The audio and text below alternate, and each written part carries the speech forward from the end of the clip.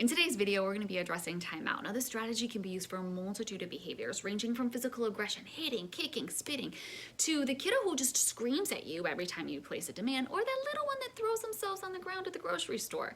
Now, as long as you are clear and concise about the behavior that you want to target, you're going to be successful. At the end of this video, you're going to have a scientific-based approach to address those behaviors, but don't let that scare you. I swear it's going to be user-friendly. Let's get started.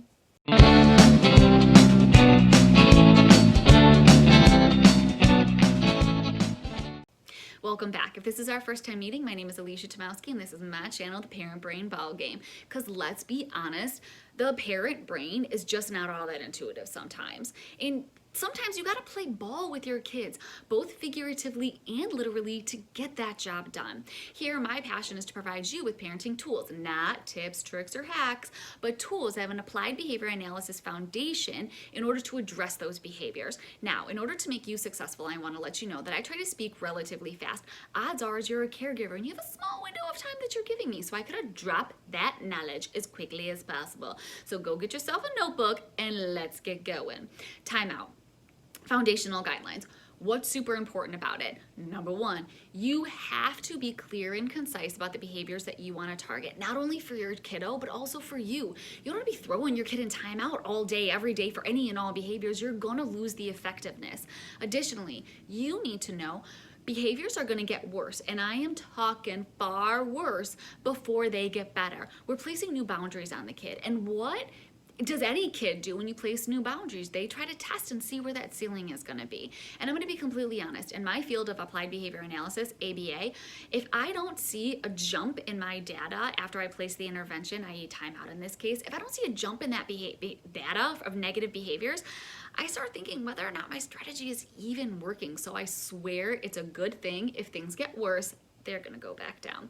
Additionally, you need to, with all of your willpower, avoid those cute little timeout chairs, squares, mats. I swear you're not going to use them. I swear you're not. I had to Google. I was like, what is the draw towards these things? And as I'm Googling, I'm like, oh, that's cute. Oh, that one. Oh, that's real cute. And then when I found out that you could like personalize these things, and I'm a sucker for anything personalized, I'm like, oh, I might need that. Oh, I might need that one. That one looked really good. No, you don't need it. You do not need it. And let me tell you why. Because where your child does the crime is where your child is gonna do the time. Could you imagine, or maybe it's already happened in your home, could you imagine if your kiddo hit you, bit you, engaged in the negative behavior that you're targeting, hit you in the kitchen, and your timeout chair is in the living room? You have to get that kiddo who's already engaging in some form of aggression behaviors from the kitchen into the living room. And I don't know about you, but my kid is not gonna be skipping to that timeout chair. That space becomes a free-for-all, to where now my kiddo can pull my hair. She can call me stupid. She can hit her sister who happens to be on the way there by the time I get there. And then I leave her, and then once she's calm, I'm gonna come back. And then comes that cringe-worthy question. Why were you in timeout? I'm gonna get a blank face, and I'm sure you've gotten it. You get that blank face, rightfully so. Why? Because they don't know. Did they get a timeout because they hit you the first time or bit you in the kitchen? Or did I get a timeout because I ended up kicking her on the way, or I pulled your hair, or I called you stupid? No, to avoid and eliminate that empty space, your butt sits in my house, crisscross applesauce hands in your lap. Timeout is still structured. It can be anywhere, but it is still structured. It does not mean my kid sits on the floor in a starfish position and yell. We are structured. Crisscross applesauce hands in your lap. Next question. How long does timeout last? What is it? There's the rule of thumb of rule. I don't even know what it is. Something like that. That's how not important it is right now. But it's how many minutes or how many years your child is how many minutes they sit in time. I don't know, but don't do it. Why? Because the whole point of timeout is that we want our child to be absent of those negative behaviors. So you sit your bum in timeout. Again, my house, crisscross applesauce, hands in your lap, because it's still a structured event. You sit in timeout until you are absent of those negative behaviors. You're not crawling around the ground. You're not still kicking. You're not still screaming. You're not flailing around. No. And any of those behaviors that he or she is engaging in, we simply guide them back. Same way that you would be when they were in timeout chair. You would continue to guide them back.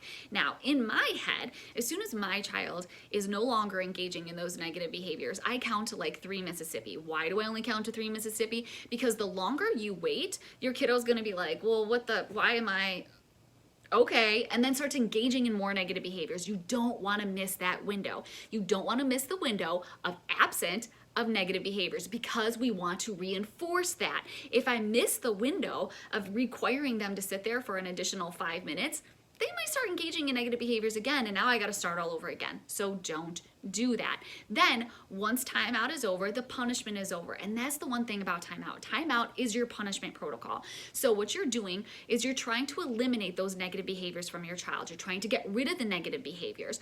But next component piece that so many parents forget is the teachable moment, your educative piece. You need to educate your child. You can't just remove a negative behavior from them and then not teach them or replace how to get what they wanted from me. So we go back to the scene of the crime, and that's what we're going to call it, the scene of the crime.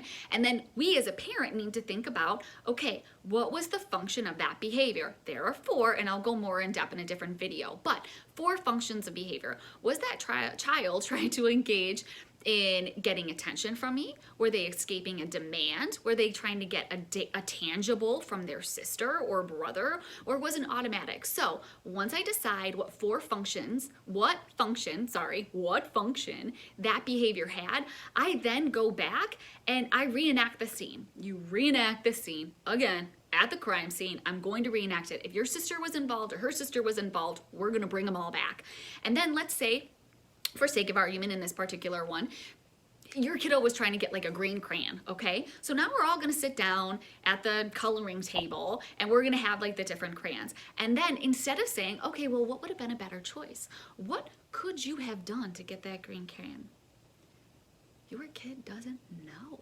If they would, they wouldn't have done the negative behavior. So do not make this more painful for anybody. Don't make this painful. You want to identify, okay, if you wanted to get that green crayon from your sister, you could have done X, Y, and Z. You could have said, hey, when you're done, can I have that green crayon? Or can I trade you the green crayon for the blue crayon? Or I really like that one and I want to color in my grass green. Can I try coloring the grass green and then I'll give it back? Again, it's all about providing alternatives because your child doesn't know how to get what it is that they wanted. That's how they know how to engage in their environment, that negative behavior. I'm taking away the negative behavior via timeout, and now I'm giving you an alternative behavior. And that's the piece that most parents forget, but don't forget that. We need, and that is our job, to teach our child the alternative behaviors.